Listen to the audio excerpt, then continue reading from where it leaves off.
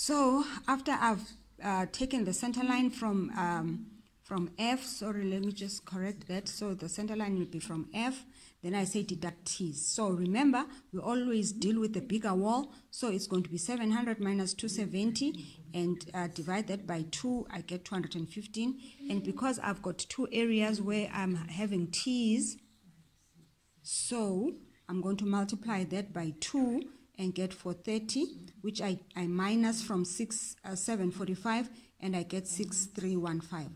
Then now you can see that now my center line has changed. If you look at the two previous center lines, I had 6.75, but now because the new center line has deducted the T's, I got 6315. That is what I'm going to take to my dimensions column. And I go to the excavation. Same thing, I go back to my section and I look, okay, I've got a width of 620. The height of the excavation has been established before, it's 520 deep. I take now the center line from my G, which I write there as 6315, and I transfer that to the dimensions column.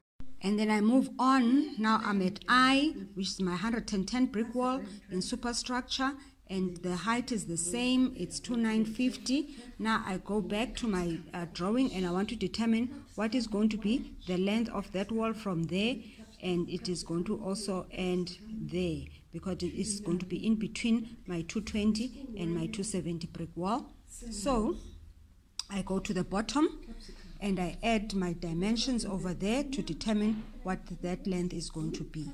And I found that it is going to be 6570, so that is my center line for my 110 brick wall.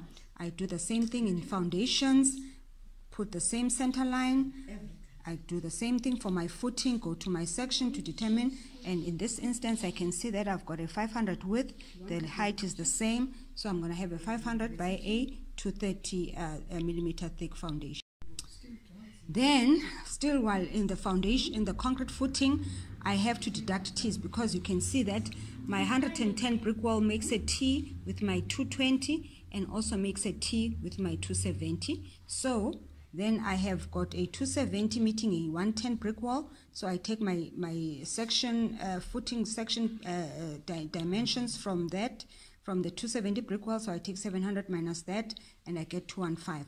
And there is only one place where the 110 meets the 270, so I minus the 215 as is, and then I go to the place where the 220 meets my 110 brick wall. I take the dimensions for my 220 brick wall, which is 620, I minus 220, get 400, divide by 2, which is equal to 200, and I take the 200 as is because there's only one place. So I minus the 215 and the 200 from the 6570, I get 6155, which becomes my new center line for my concrete footing. I take that forward to my excavations, and you can see I still have my 616, and that brings us to the end of our collects. Page 3, I have my A, I have my B.